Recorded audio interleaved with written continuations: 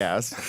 Her name's Iman Oubou. I hope I got that right. Miss New York 2015 and founder of SWAAY Media, a groundbreaking digital publication that harnesses the style and glamour of today's business-minded woman. Glad you can join us. Thank you so much for having me. So tell us about your business. So I launched SWAAY Media last year in November because I wanted women to have a digital publication that addressed the gender disparities in media and in business in general, but I wanted something that embodied both style and substance. So if you look at the media landscape right now, it's always kind of, two-sided. It's like the lifestyle publications, which cater to women, and then you have the business publications, which are mostly, for the middle-aged executive white male. So I wanted to find something in the middle where you bring both worlds together and you provide a publication that's stylish but substantive for the up-and-coming generation of women. Absolutely. So, so tell us how and why you even launched this. I mean, as Miss New York 2015, I understand, that it doesn't come to an end, but why is it that you wanted to expand your brand and launch this business like this? Yeah, so a lot of people know me as Miss New York, but the other side of me too is I have a biomedical engineering degree, and I did cancer research for a while, so I had this kind of science. Beauty and brains. Wow, look at that. That should be your tagline.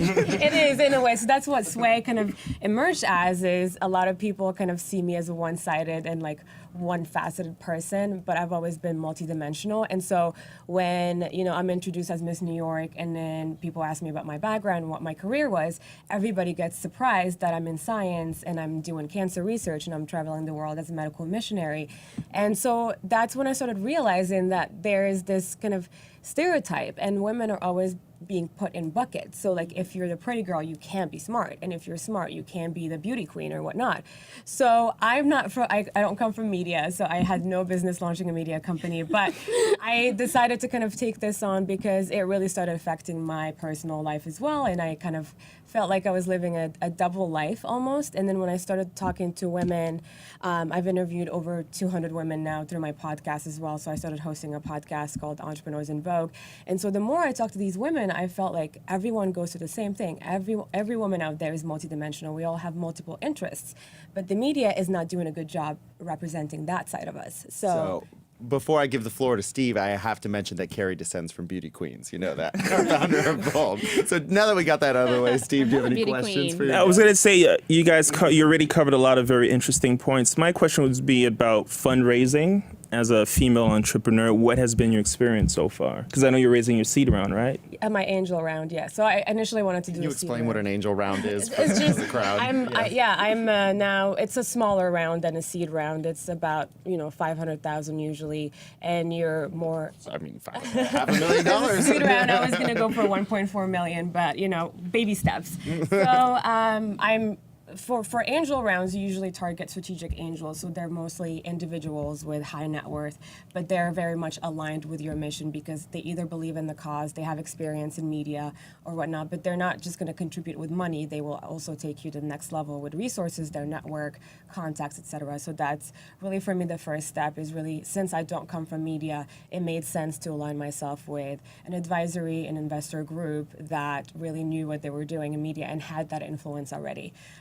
And so it's been interesting. I've been raising since I launched, basically, but I've been bootstrapping up until March. So And bootstrapping, for all those who don't know. bootstrapping is just paying for my own money and Not finding so ways. glamorous, right? finding Not as ways- glamorous as those beauty contests, right? No. Not at all. It's a different industry. But and I recently closed the angel round. and- Congratulations. Thank you. So in terms of experience, I mean, there have been people that I met with that are supportive and get it. And then there's the other side of the table where it's like, why do we need another media company? Especially that media now is getting a lot of, backlash, and investors are not really putting Is it their because of money fake into it. news that media? Damn those journalists.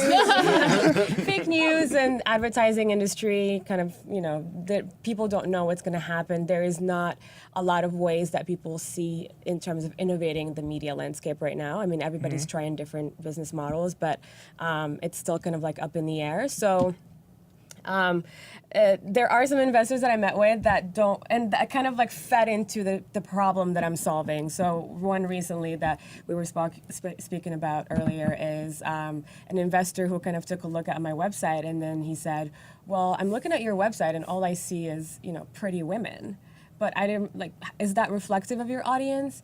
And that was really interesting because I'm not sure what he was trying to say, if it's women entrepreneurs are not supposed to be pretty or pretty women can be smart. Oof. It's kind of like that's the problem here. I was gonna ask you, like, do and you this is the feel last like question, folks. definitely, Sorry. like, how you're basically fighting against stereotypes, and would you say that you found it difficult to even find investors or to find people who wanted to come on board simply because you're pretty? Yeah, I mean, I had my current investor, one of them, said it blatantly. He's like, when I first met you, I thought you were superficial and just some girl that loved to dress up in a beauty queen. Don't hate me because I'm beautiful. Oh my God, that's what you should have told him. He's like, I'm going to be honest with you. I'm like, that's exactly what I'm trying to solve here. Now you just stated the problem. But I mean, I go through it all the time, and that's something I'm trying to challenge right now with the brand. And you're changing the landscape. Well, thank you, and Thank you. Thank you, Steve from DMZ Stream for coming. We'd love to have you back sometime. Thank you. Thanks. So, Selena.